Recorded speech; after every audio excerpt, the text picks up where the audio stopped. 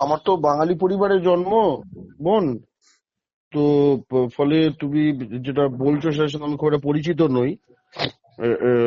নিশ্চয়ই এরকম কিছু আছে, কারণ সারা বিশ্বে নানা জাতির তো নানা রকম পুজো রয়েছে, তবে বাঙালি জাতির জন্মগ্রহণ করা এক সন্তান হিসেবে এখন আমাদের জগদ্ধাত্রী পুজো হচ্ছে।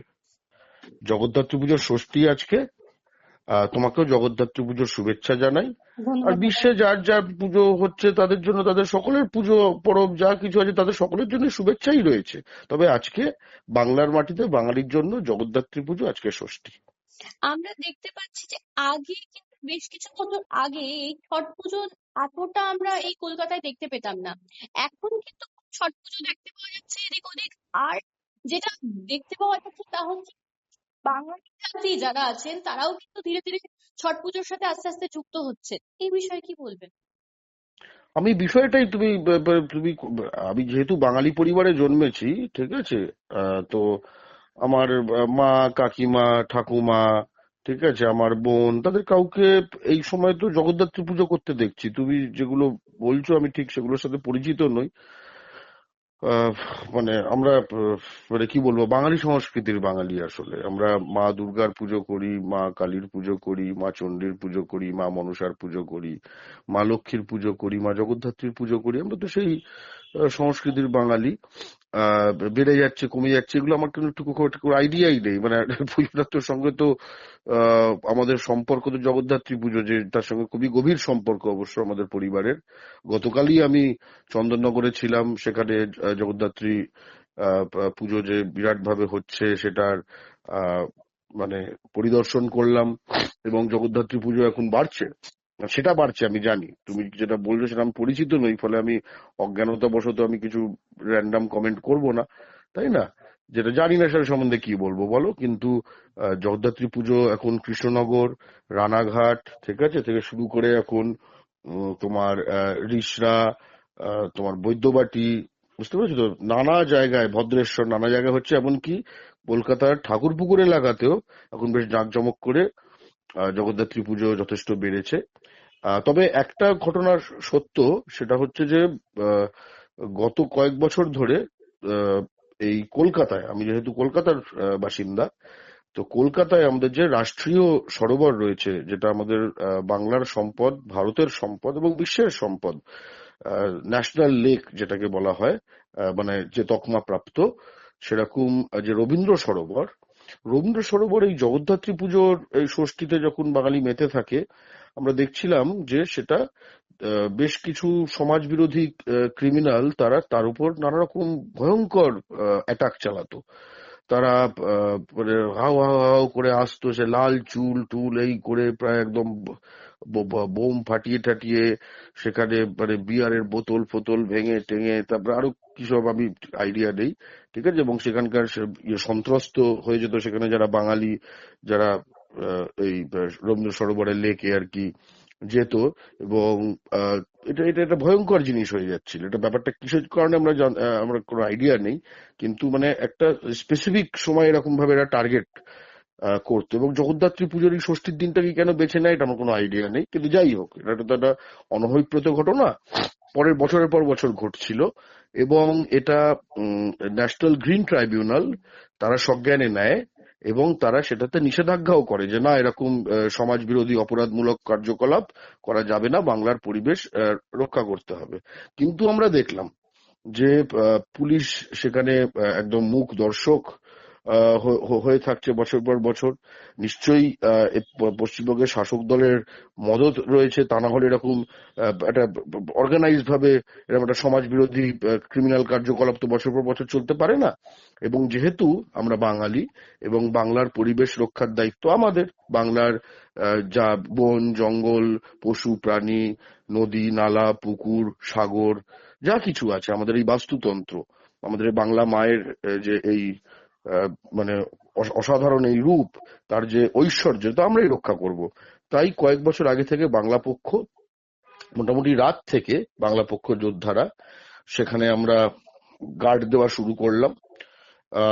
এবং এটার ফলাফল পাওয়া গেল, সেটা হচ্ছে কয়েক বছর পর সেখানে দেখলাম পুলিশই সেখানে, মানে ততদিনে সম্বিত ফিরেছে, কারণ বাঙালিদের অত্যন্ত ক্ষোভ বেড়ে যাচ্ছিল, প্রচন্ড মানে ক্ষিপ্ত হয়ে যাচ্ছে, তখন হয়তো শাসক দল বুঝতে পেরেছে ব্যাপারটা মানে বাঙালিরা খেপে যাচ্ছে কিছু সমাজ বিরোধীকে আশকারা দেবার এই বিষয়টা নিয়ে, এবং তার ফলে তারা গত কয়েক বছর তারা এই ন্যাশনাল গ্রিন ট্রাইব্যুনালের এই যে নির্দেশিকাটা, অর্ডারটা, সেটাকে এনফোর্স করছে। আগের মতো এরকম সেটা ইয়ার্কিতে মানে ইয়ে হচ্ছে না। কিন্তু সমস্যা যেটা হচ্ছে যে আহ, এই দিন এই লেক বন্ধ করে দেওয়া হচ্ছে।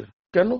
বাংলার মাটিতে, মা জগদ্ধাত্রীর মাটিতে জগদ্ধাত্রী পুজোর ষষ্ঠীর দিন বাঙালিরা এই রবীন্দ্র সরোবরে, সুভাষ সরোবরেও একই রকম ঘটনা ঘটতো, সেটাও আটকানো গেছে।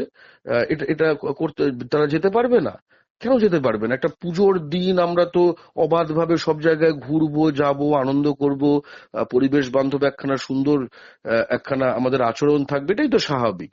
সেটা আমরা কি মানে মানে ন্যাশনাল গ্রিন ট্রাইব্যুনাল এটা কখনো বলা ছিল না অর্ডারে যে এটাকে মানে রবীন্দ্র সরোবরকে বন্ধ করে দিতে হবে, তারপর যে রবীন্দ্র সরোবর যেন ধ্বংস না করা হয়, বন্ধ করে দিতে হবে তো বলেনি। তাই দাবি জানাচ্ছি যে আজকে জগদ্ধাত্রী পুজোর ষষ্ঠীর দিন, কাল সপ্তমী, পরশু অষ্টমী, এই সময়গুলো যেন বাংলার এই যে মানে বাংলার গর্ব, বাঙালির গর্ব, এই যে রবীন্দ্র সরোবর, সুভাষ সরোবর, এগুলো অবাধে বাঙালি যাতে যাতায়াত করতে পারে, এবং সেখানে যদি কোনো সমাজ বিরোধী, সেখানে অসামাজিক কোনো কার্যকলাপ করে, তার বিরুদ্ধে স্ট্রিক্ট অ্যাকশন নেওয়া হয়। দাদা, আমরা দেখেছি বাঙালিদের যখন প্রতিমা নিরঞ্জন হয় তখন কিন্তু সেটা মাটি থাকে আর সেটা বায়োডিগ্রেডেবল। কিন্তু এই যে ছট পুজো, এখানে দেখতে পাচ্ছি যে তারা যে পুজোর যে দেখো, আমার এগুলো খুব আইডিয়া নেই। মানে দেখো, তুমি যেটা বলছো, যেটা আহ, আমার কাছে একটা অপরিচিত জিনিস, বাঙালির পুজো সম্বন্ধে অবশ্যই কাঠামো, বায়োডিগ্রেডেবল আমার আইডিয়া আছে, হুম, কিন্তু বাকিটা তুমি এখন বলছো, সেগুলো সম্বন্ধে আমার কোনো আইডিয়া নেই। আমি তার পরিপ্রেক্ষিতে তুমি ঠিক বলছো না ভুল বলছো এটা আমার মানে যাচাই করার কোনো উপায় নেই। আর হঠাৎ মানে ধরো আমি তোমায় বলছি, তুমি তো একজন বাঙালি সাংবাদিক, তাই না? হুম, হুম। ঠিক আছে, আমি একজন বাঙালি, তাই তো? তো আজকে জগদ্ধাত্রী পুজোর দিনে জগদ্ধাত্রী পুজো নিয়ে তোমার কোনো বক্তব্য নেই বা কিছু জিজ্ঞেস করছো না। আজকে ধরো অন্য কোনো, সাপোজ যে কোনো একখানা রাজ্যে, সাপোজ ধরো ইউপি রাজ্যে বা বিহার রাজ্যে, আজকে কি কোনো বিহারি সাংবাদিক আরেকজন কোনো বিহারিকে জগদ্ধাত্রী পুজো নিয়ে প্রশ্ন করছে? তাহলে তুমি আমার একটা অপরিচিত একটা বিষয়, হঠাৎ আমি বুঝতে পারছি না বিষয়টা। না, আমার প্রশ্নটা হচ্ছে এই যে পরিবেশ দূষণ হচ্ছে তো এটাতে কিছুটা, যে তেল ভাসছে জলে, আমি আহ, তাদের এই বিষয়গুলো জানি না। আমরা বাংলা পক্ষ যেটা করি যে সেটা ভাইফোঁটা তৈরি করা একটা দরকার, সেটাই আমার দে- প্রশ্ন। দেখো, এটা কিসের সঙ্গে জড়িত না জড়িত আমরা তো জানিই না। আমি ঠিক আছে, আমি তো বাঙালি পরিবেশে, বাঙালি সংস্কৃতিতে আমার জন্ম এবং বেড়ে ওঠা। তবে হ্যাঁ, আমরা লক্ষ্য করেছি, যেহেতু আমরা তো চোখ কান খোলা থাকে, যে আহ, ভাই ফোটার পরে জগদ্ধাত্রী পুজোর ষষ্ঠী, সপ্তমী, এরকম সময় মানে বাংলার বেশ কিছু জায়গায় অত্যন্ত পরিবেশ ধ্বংস হয়, এবং আমরা ভাবার চেষ্টা করেছি আমরা মায়ের পুজো করছি, ঠিক আছে, সেখানে আমরা আরাধনা করছি, অঞ্জলি দিচ্ছি, এটা তো পরিবেশ ধ্বংস হবার কথা নয়। তাহলে কি ঘটনা ঘটছে যে কারণে মানে এরকম একটা সংগঠিত ভাবে বাংলার পরিবেশ বিনষ্ট করার একখানা প্রক্রিয়া চলছে? ঠিক আছে, ফলে আমরা গত কয়েক বছর আগে থেকে শুরু করেছি যে ভাইফোঁটা যেদিন হয়, ভাইফোঁটার দিন তো বাঙালি ভাইরা, বাঙালি বোনেরা, তারা আমাদের যে ব্যাপারটা হয় যে জমের দুয়ারে পড়লো কাটা, আমি দিয়ে আমার যমুনা দেয় যমুনা দেয় জমকে ফোঁটা, আমি দিয়ে আমার ভাইকে ফোঁটা, ঠিক আছে, আহ, ভাইয়ের কপালে দিলাম ফোঁটা, এই যে বিষয়টা হয়, তো এখানে তো আমরা প্রতিটি বাঙালি একত্রিত হয়। তো এই বাঙালির যে একতা বোধের এই শক্তিটি, যাতে কিনা আমরা একটি শুভ এবং মঙ্গলময় লক্ষ্যে আমরা এটা ব্যবহার করতে পারি, এবং বাংলা মায়ের পরিবেশ রক্ষার থেকে শুভ এবং মঙ্গলময় কোনো লক্ষ্য হতে পারে না, তাই না? তাই আমরা ভাইফোঁটার পরের দিন থেকে এক সপ্তাহ বাংলা পক্ষ পশ্চিমবঙ্গ জুড়ে বাংলা পরিবেশ রক্ষা সপ্তাহ আহ, পালন করার ডাক দিয়েছে, এবং নানা জায়গায় সেই জিনিসটা হচ্ছে। ধন্যবাদ দাদা। ধন্যবাদ।